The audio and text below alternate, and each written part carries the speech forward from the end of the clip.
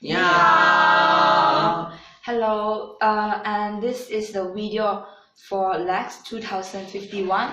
This is my second discussion video, and now we are going to talk about the culture shock that we have experienced. Me and Lily have experienced in China, and recapping what we have done in this week for the week 2. Okay, so for me, the first culture shock when I come China is that the road here, the traffic here is really terrible. And because when the pedestrian, the traffic light is green, when the light turns green, and then I cross the road, but the car still can turn right, and then I'm just shocked. Wow, how come this can happen? Because in Malaysia, when the pedestrian light turn green, and just the pedestrian can walk across the road, but not the car. But in China, the car can still turn right, and is in their law they are illegal. Normal. It's something normal because there is different rules in China. Must acknowledge that Chinese traffic is to some extent a little bit terrible. Yeah, acknowledge. Okay.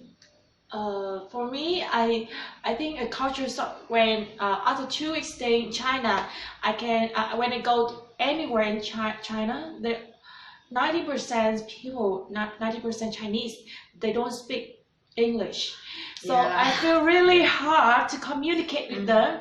Even I ask them for how much for the price of this, or how where the way to the toilet, or when I want to buy something. It's really hard for me to communicate to them. Yeah, when they can't speak English, they just continue to speak Mandarin with Lily. I said, I said, no, I don't speak Chinese. And it's true.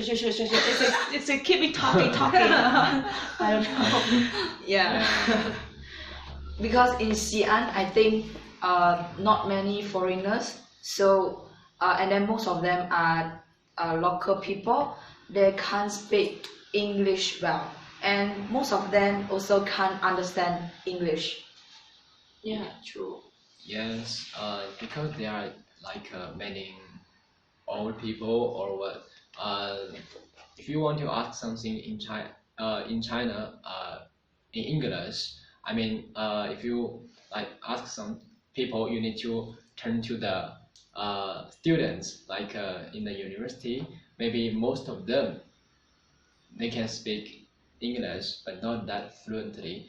That is because the students in China, in the school, primary school, high school, college, they rarely spoke English. Because in their daily communication, they just use Mandarin, and in the class, I think they also seldom use English. Yes. True. I think otherwise in English class, maybe they still only speak Mandarin. Just only some repeat the new words with the teacher. They repeat and speak English, not use English much. Yeah, even the English teacher, they cannot speak English fluently. And they can only remember some simple words. Okay, so I will talk about the third culture shock. I think when I come to China, and when I enter the toilet, there are dustbin in every toilet. And then when they finish pee or poo,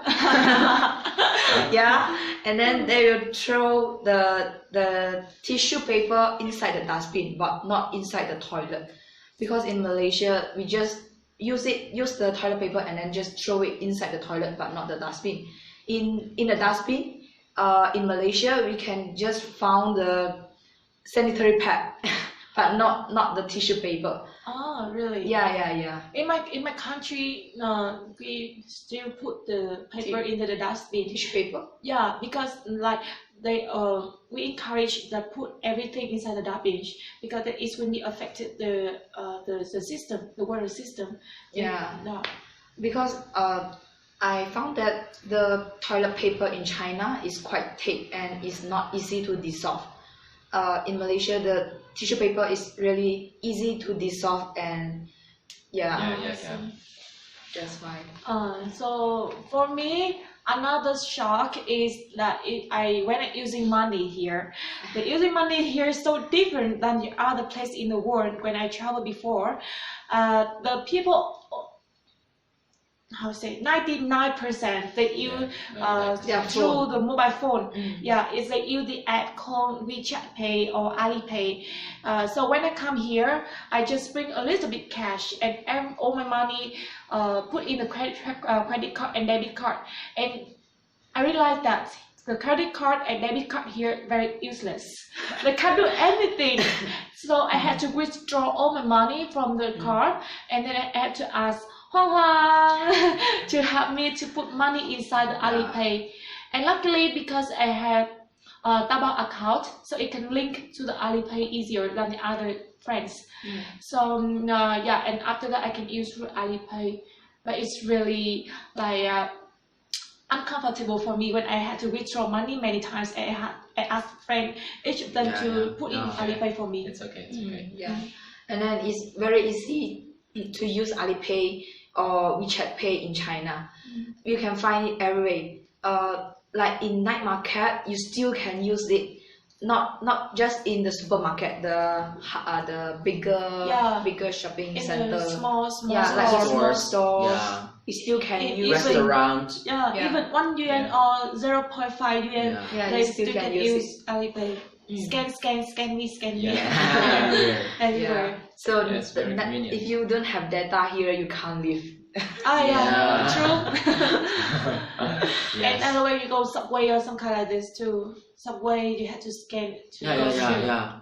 Yeah, Alipay can make you to achieve all the ways you And want. do everything. Yeah. But do you think it's Yeah. not like convenient in many situations, like when your phone die or some kind of this? So your phone should be full of energy. Yeah. Yeah. And you should carry the power bank with you always. Yeah, and I'm so shocked that you can find many power bank to rent Yes. in China. With Alipay. Yeah. Oh, okay. So when the phone die, you still can't use it because you can't scan through Alipay. Yes. Yeah, so it means that you have to be aware your battery every time. Yeah. Yes.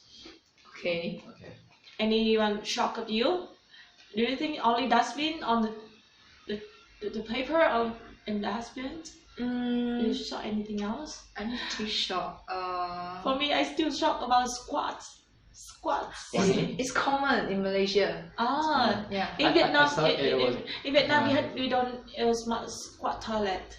Oh. Otherwise, some of our friends like come from New Zealand or Iceland, like Ruby and Marisa, they're very shocked about this too.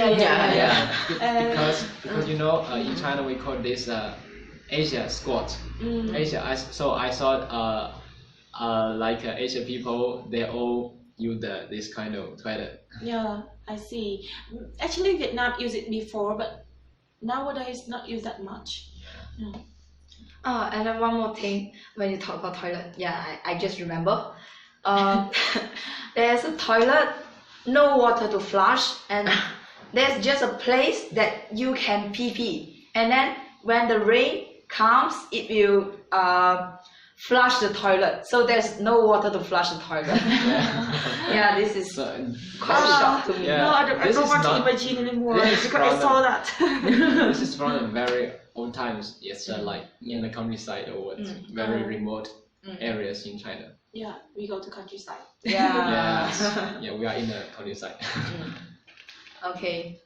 Do you still have anything to share about? For me, from my point of view, it's like maybe, yeah, probably many foreigners will think like China, yeah, because I have interviewed some EPs before, like a girl from Ireland. Before he departing, she asked me that if she can bring some skirts, skirts like some dress shorts. So could she wear the skirt in China? So I was very sure. Why not? Why not? Okay. So China is not that conversive, not that traditional. Okay, Yeah. and yeah, many people will think that there are more women, there are more men than women in China. So there must be like a discrimination. Yes, but I don't think so. Think so. There are like yeah. But I think some of the parents still prefer the son than daughter. Yes, it's a sense of from the old times of China, but it also like last till today. Yeah. Okay, so I think it's all for the culture shock sharing. So now we are going to talk about what we have done in week 2.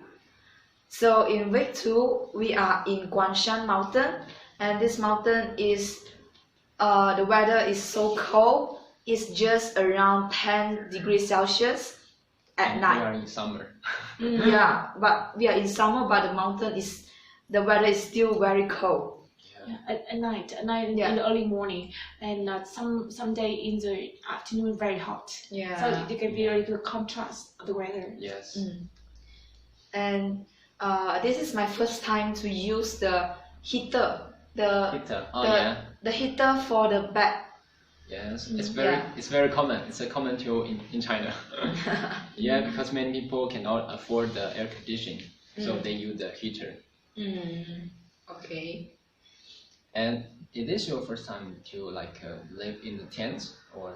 Yeah, Mongkubao, Yeah. the tent. Yeah. Yes. Yeah, the tent like for the Mongolian people. Yes. Yeah, and I think it's quite comfortable actually. From the first time, I think it's from the first time when I look in that is I think it's quite rough, but when I stay on it, I think it's the best in here. It's very soft, and the heater pads will make warm. Make us warm, and Yes. it's very comfortable. Yeah. And we have done many new things in Guangshan, such as Lily ride the horse. Yeah, I like it very much. Yeah. Like I ride a horse and the guy ride me around the mountains, and I can see very beautiful landscape there. Very beautiful. And actually during that time, not only enjoy the atmosphere or enjoy the scenery there, I had chance to meet the understanding with the other friends come from many countries.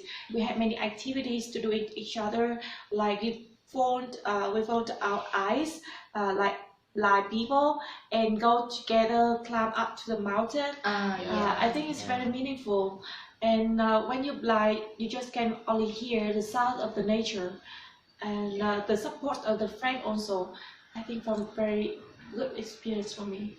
Yeah. So how about Huang Huang? For me, you remember, we practice drama. Yeah. Drama group. level. Yeah. We only had one day to prepare. Yeah. Yeah.